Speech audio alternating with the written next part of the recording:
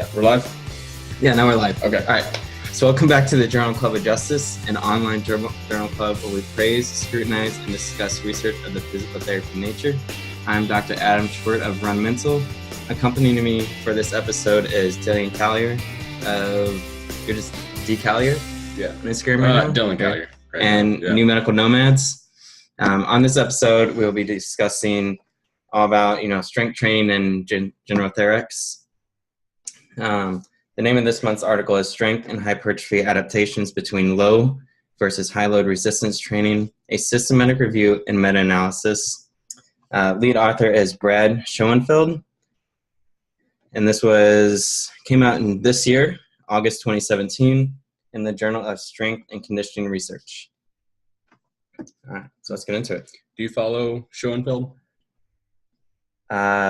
I've seen his name around. Yeah, probably not as much. He's pretty active in the research community. Is he on Instagram? Is he more? I feel like he's more of a Twitter guy, isn't he? He might be.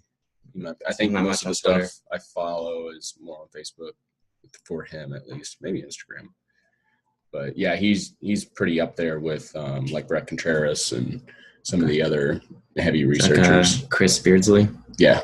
I like his stuff. He's got some good stuff on Instagram. Always nice infographic on whatever latest research he's found or whatever. So, all right, you ready? Yep, let's go. All right. So, briefly, what was the purpose of this paper? They wanted to conduct a systematic review of the current body of literature and a meta-analysis to compare changes in strength and hypertrophy between low versus high load resistance training protocols. This is important to discuss as physical therapists. Our bread and butter is kind of that thorax component and, strengthening to make those long-term adaptations. And we can do, whatever we want with our hands and manual techniques, modalities, whatever it is that you utilize. But it's that thorax that, the patient takes home with them and, makes the real gains with. Yeah.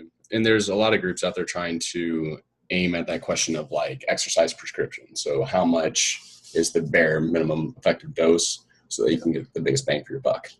I thought it was pretty a little ironic that most of the research coming out for exercise prescription is more like in strengthening journals and more, fitness guys and stuff, not necessarily physical therapists themselves. Yeah. But I think there is a switch coming with that. But yeah, we tend to flock more towards the actual exercise magazines for these types of research studies. Yeah. Okay. So going through the intro, one thing, just going through basic physiology, it's important to recognize that the smallest motor units are recruited first during any given, movement. And then successfully from there, larger and larger ones are utilized to produce more and more force.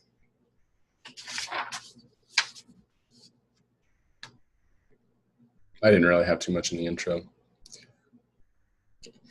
I just like to, so then I'll just go through a point now, just kind of basic background information, if anybody's needing that. So a lot of, strengthening studies or just, analysis of different movements are EMG based. And it's important to understand that is just looking at the electrical activity of the muscle, and you can't directly have a cause and effect relationship of the strength. So even though there's a high EMG rating, that doesn't necessarily mean the muscle is producing a lot of strength. They are correlated, but you just can't take it that next step. It's just the electric potential of that muscle. So is it firing? It's kind of like a light switch, a yes or no. Although there is a little bit of medium in there where you can see how much electrical activity is going on in the muscle. But there's a little bit of correlation, but it does not measure strength. Exactly, yeah. Okay, and then also one thing that I think is important, especially for endurance athletes, is that it's been, kind of assumed as a fact. There's not much behind it. That, when you do more strength training, that you're able to recruit more motor units. And when you're at a sub-max effort, that you kind of cycle through those motor units. So that would be able to prolong your ability to perform an action. So if it takes you, if you have the ability to recruit, 20 motor units to produce a muscle contraction to run, maybe up a hill or something, that running, or so when you're doing like a heavy squat and then you run uphill, it takes only 10. So you have 10 in reserve that you can kind of cycle through and you'll be able to go up that hill longer. I hope that makes sense. If not, ask questions, please. So next page.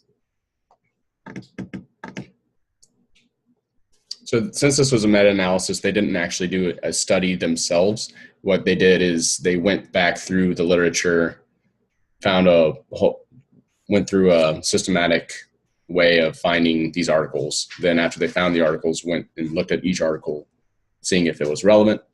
The ones that they did deem relevant, they took in, and then that was the study that they used, not only looking at the findings of those studies, but actually almost using all of them as a population and then ran the study separately. Yes. As a group. Yeah. Yeah. Trying to find that really influential one. Yeah.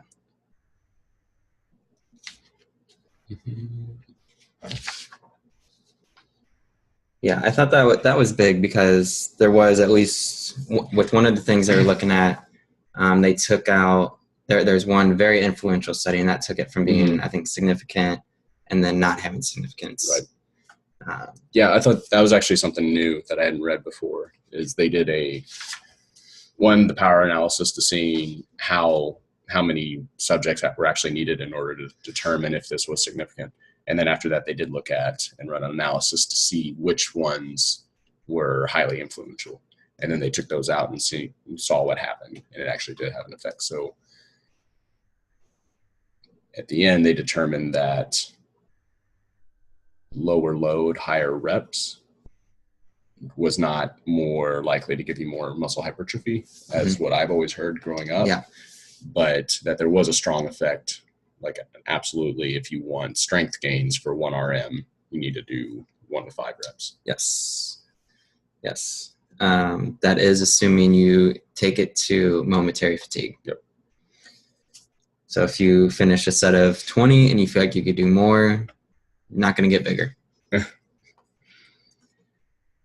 All their studies were used or were evaluated with the Pedro scale, just kind of a way to look at the strength of the study based on different factors. And all of them were pretty good.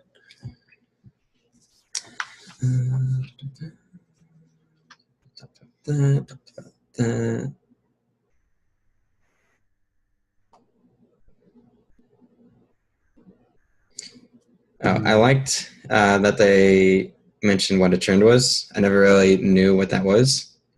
I mean, we always talk about how P is significant at less than or equal to 5, which just signifies a statistically significant change from pre-test to post-test. And then we learned in school about you can also use the word trend, showing that there's something maybe there, but there's not enough to be statistically significant. I just never knew what Which is kind of controversial. A lot of people are like, either it was significant or it wasn't. Don't even talk about it. That way you avoid like type 2 error. And that's, I feel like, a way that a lot of people can throw their biases in there, because this is what we were looking for and it wasn't found, but we still think there's something kind of there. So we're going to talk about this trend. So it is a controversial subject to kind of have that within your study when you publish it. Yeah. All right. So looking at 1 rep max, they had 14 studies. High load resulted in a greater mean effect size and percentage gain. Not a huge surprise there, as the was it the law or rule of specificity? Law, rule, I don't know. Theory, something along the lines of basically saying that you have to train for what you're trying to perform at. So if we are trying to improve our one rep max, we need to be training in a way that helps simulate that. Just like, if you need to run a 5K, you can't only bike. You have to do some sort of running in your training. That's the way you need those specific training adaptations. Similar to like if you're working with a football team, you're not going to have your linemen be doing laps all day because they don't need to. They need that explosive power. They need to be able to perform for 3 seconds and then move on. Yep. And then isometric strength had 8 studies. There was no significant impact of heavy versus light load. However, they did have one influential study, and removal with that really all it did was change the magnitude of the non-significant difference. So still there, I think with it, they had completely no significance, and then they almost had a trend with that study in there. So was there something there? Not likely. Which I find interesting because I feel like isometric strength is, I think manual muscle test, and that's kind of like a 1RM, but you just don't have the concentric eccentric phases, of course. So got any thoughts of why that might be? You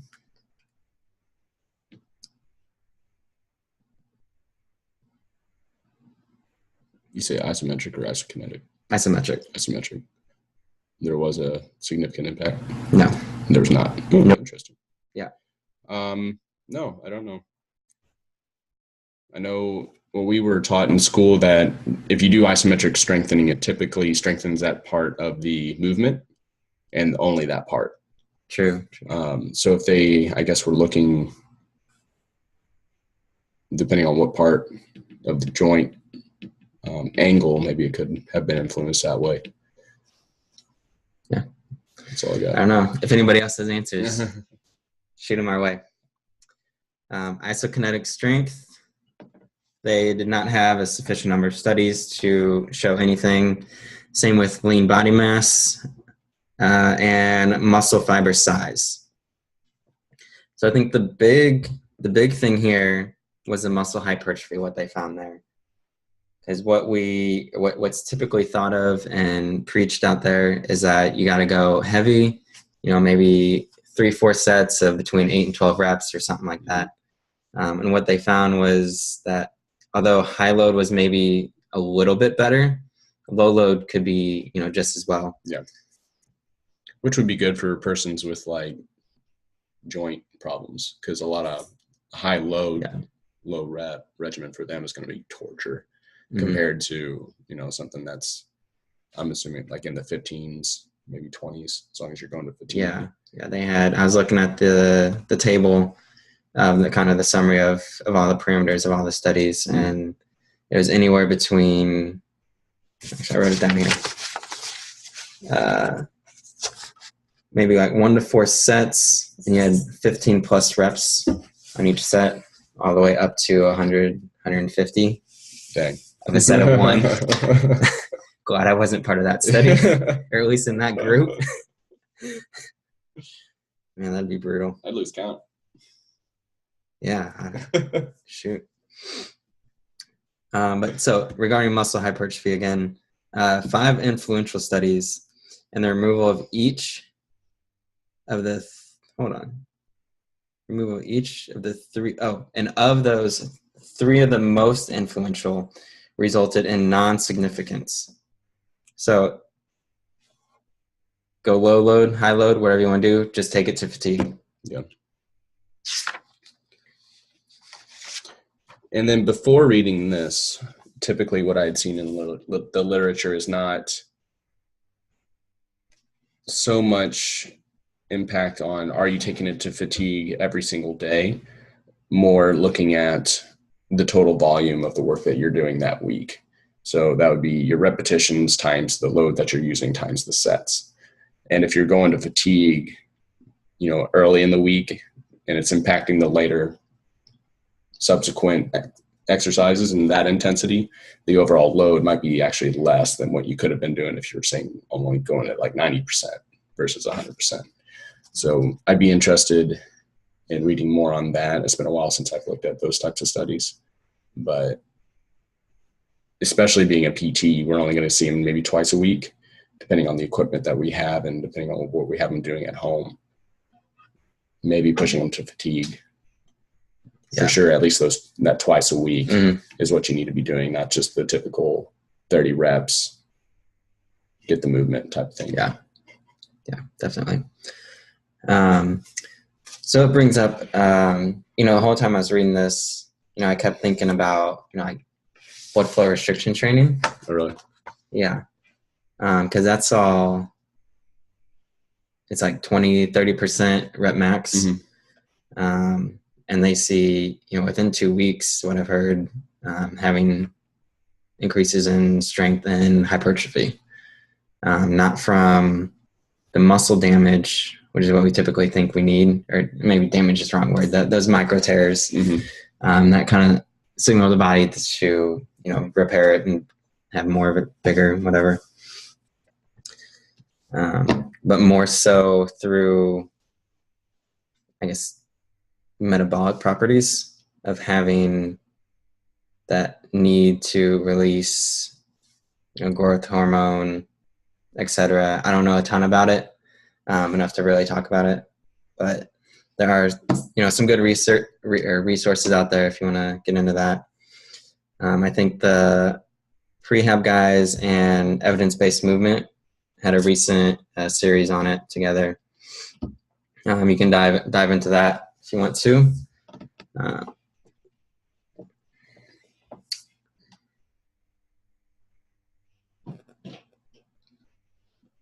They also looked at the differences between when they actually ran the analysis on all the studies, if there was a difference between upper body and lower body. I thought that was cool to include. They found that there wasn't a difference as well, either between the strength significance or the muscle mass. So they both responded in the same way. If you're wanting to increase your 1RM, you need to do sets of 1 to 5 to fatigue. If you're looking for muscle hypertrophy, switch it up every now and then. Yeah, right. I thought that was interesting too, because I wouldn't have even thought that would make a difference. So I'd love to learn a little more about that, as far as, what they were thinking and why they thought there might be a difference and what the reasoning behind that was. I thought the setup of this article was really nice too, with like it listed like isokinetic strength. This is what they looked at, but insufficient number of studies to actually look at the impact. And then it did the same thing with like lean body mass. X amount of studies did it, but it was insufficient number to see the impact. I definitely agree. I thought it was super easy to go through and read, and not crazy complicated.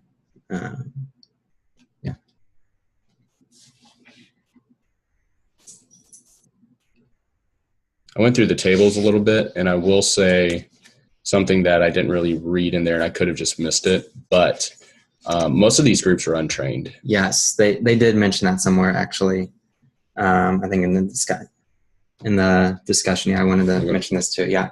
Findings on the topic are primarily based on untrained subjects. So that is key, because, we know in the first few weeks, most of your changes are going to be pretty much neurological. There's not going to be much hypertrophic changes. So you're going to respond super quick, as opposed to someone who is rather experienced lifter. They, at that point you need, a greater complexity in the training, different stimuli, as opposed to you can stick with the very basics and not do a whole lot with someone who is untrained and see significant changes. Yeah, so I know that's a lot of things that people kind of call out, at least in the exercise world, the fitness world, that most of the literature coming out is for untrained individuals, which is actually kind of good for us because most of the, at least general orthopedic clients are going to be untrained. So maybe it's just like, if you want to get bigger, you're going to respond to anything. Literally just go up, pick up something heavy and go until you're tired.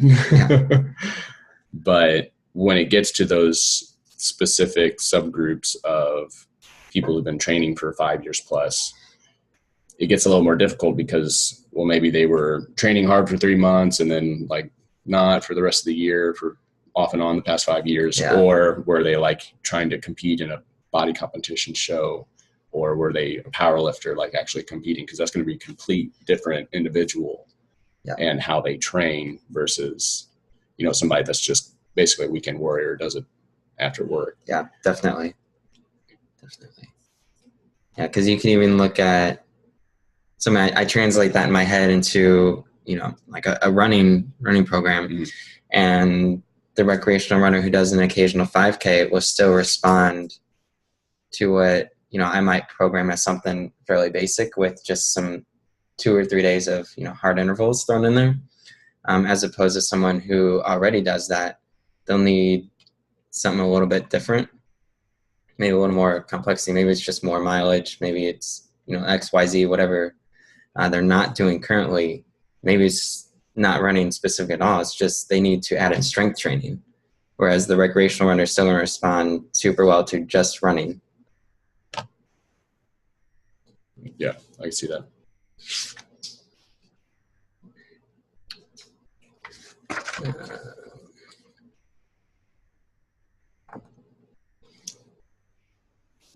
They did touch on adherence. Ooh, I didn't see that. Yeah, just a little bit in the discussion here. Line 276. Yeah, of the studies that did report how well people were following the program, there was 87% compliance. So pretty much whether it was high load, low load, whatever the training program they were following was. So that's pretty great to know. I mean, whether you're putting someone under high intensity or they just need to maybe just takes more time doing the low load training since there's more reps, people are pretty compliant with it, even being untrained, where, you know, motivation for that training might be a little suspect, not for everybody, but, you know, we have, at least in the clinic, you know, if you already have that habit, yeah, it's easier to be compliant with it versus somebody who's still trying to build that habit of, you know, you just did a 10-hour work day coming home and you have to catch up with the kids. And now it's time to work out. Like a lot of people will just skip. Yeah.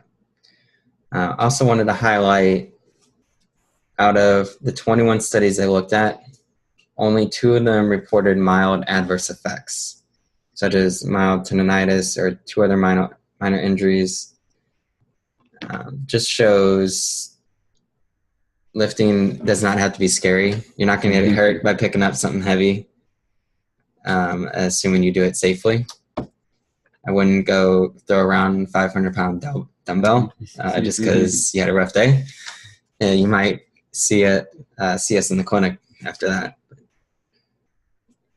There was a good quote, and I can't remember where I heard it from, but the risk of injury from any type of workout will always be less than the risk of not being active. Yes. So basically, the risk for yourself to your health of just sitting on the couch all day is much higher than the risk of, you know, potential acute injury from, you know, picking up running or cycling or lifting. Yeah. Your joints, muscles, cardiovascular system, everything, it needs movement, it needs load to remain healthy. So you gotta move and do something every day. What do you think about this little last paragraph here, where they talk about, you know, tempo, different holds of studies? I feel like I've heard you, it's been a while, but back when we lived together, I feel like I remember hearing you talk about, you know, tempo and like time under tension. Yep. So I got big into time under tension there for probably a year when I did my lifting. And I didn't respond as well to it, but I also wasn't taking it to fatigue. So just a little N of 1 study. Yeah. But I've heard people have, you know, great outcomes with it, that they feel like it really helped them, 3 seconds down, 3 seconds up. Or, we focusing on the eccentric component is where you gain most of your strength. But I have also seen literature out there that just says, going back to that weekly volume, time under tension doesn't really have as much effect as long as you're getting the reps and the sets and the weight. Okay. But it's a little harder to kind of follow, the time under tension stuff. So maybe in the future, there'll be more stuff out there to see if there's an actual bigger effect. Otherwise, I would just say if it feels good, do it. Yeah. What do you think about it? I've always thought, I don't know about always, but more recently, that time under tension is important. Not that it has to be super specific, but slower, especially at least in a rehab setting, slower is probably better. Repping out, 15, 20 reps of a clamshell, just use something really basic, is a lot different than doing, 2-3 seconds up, I guess, second or two hold, and 2-3 seconds down, using the same, resistance band. Very different exercise there. And I mean, you can, every time I give somebody clamshell, I always like to see just how I explain the exercise, and I just like to see how they do it first, because usually it's boom, boom, boom, boom. They'll do like 5 reps. And I'm like, no. And I'll ask them, is that easy, moderate, or hard? It's my favorite scale. Pick that up from Mike Reinold. And I always say easy. And they say, okay, try it this way. 2-3 seconds up, hold, 2-3 seconds down. And I'll let them do a couple reps of that. How's that? Easy, moderate, or hard? Always, not always. I shouldn't say always. Most of the time, they'll say it's more in that moderate range. Just by slowing the tempo down. It just makes it, you have to control it more. You're not using momentum. Yeah. Those are, important components to at least think about and consider in your programming, whether rehab or more sports specific, health and wellness, whatever it is. All right. So after reading this, how might this affect your clinical practice? I'm going to start, or not start. I generally, if I'm trying to get a patient stronger, I try and do that 1 to 5 reps range. And I'm specifically thinking of like Achilles tendonitis, where you just try and load it. Get them on the leg press machine, up with 2, down with 1, usually a nice slow, like 4 or 5 seconds. And then depending on how symptomatic they are, the higher the symptoms, the more reps I have them do with a lower load. But I definitely try and get them to within like a 5x5, like 5 sets of 5 reps, and then just really put as much load as I can into that tendon. But yeah, I think outside of like maybe scapular stuff, I'm going to, reading this, try and get back more to the basics of trying to get them closer to that reps of 1 to 5, at least for strength. As long as they're tolerating the load, as long as they're performing it correctly. I think with like, a lot of the shoulder stuff, you start getting heavy and you start really compensating. Yeah. So we just don't train shoulders like we train the rest of the body. Right. We just can't tolerate it. Yeah. I think for me, making sure people are fatigued at the end of a set is something big that I could get better at. And one thing, as I was reading this, thinking about how we can better understand what the patients are feeling with those, when you do like 15, 20 reps of something, is it true fatigue or do they just not want to do it anymore? Like, yeah. Like to be honest, there are some exercises out, I'm cool at repping out 15, 20 reps, but some, it's just kind of boring. It's not fun. So that's something to kind of, you almost got to get the nonverbals and just kind of feel out. But something I want to zero in a little bit more on. There was a training regimen I did not too long ago where it was a lot more like banded stuff. And it wanted you to do like 3 sets of 50 reps. 3 sets of 50? Yeah. And it was just bandas. Must have been in this Anderson article. But it was just the W, so like the external rotation of the band. And trying to guess like what's a good load for that is really hard. So I got to like 30, 35, and I'm just like wore out, and I can barely like even do the movement anymore. So I think that's another part too, where I don't know, it's a weird feeling where it's not really fatigued. It's just like for whatever reason you can't really do the movement anymore. But yeah, I would agree. Kind of like what we were talking about with the 100 to 150 reps, like you just get bored with it. Yeah. And your body just like, no, I don't want to do this anymore. Yeah, it's definitely. What's your preferred rep range? Maybe we should start asking patients what they like, what feels better. I feel like I got quite a few patients who, if they do work out, it's a lot of I just walk, or it's not very structured, strength training. I go to water aerobics, I run, and even that's not like a structured training program, just kind of whatever I feel that day. And then of course they wind up in the clinic because there's no structure to it. There's no progressive, program to follow or anything. So they're just kind of willy-nilly doing whatever that feels good, not necessarily ready for that load that they place in that day or over the course of a week or a month. So I like to do, I kind of just predicate what I like to do. And what I've started doing, I got this from Mike Boyle in his functional sports training book, whatever. But it basically stating that start with 3 reps of 8, and then every week you either add a little bit of weight or reps. So I might do 3 sets of 8, 3 sets of 12, 3 sets of 15, add weight, and then you start over. Go back 3 sets of 8, 3 sets 12, 3 sets 15. I did that with a recent patient I just discharged on Friday. Earlier in the summer, he tore both patellar tendons falling downstairs.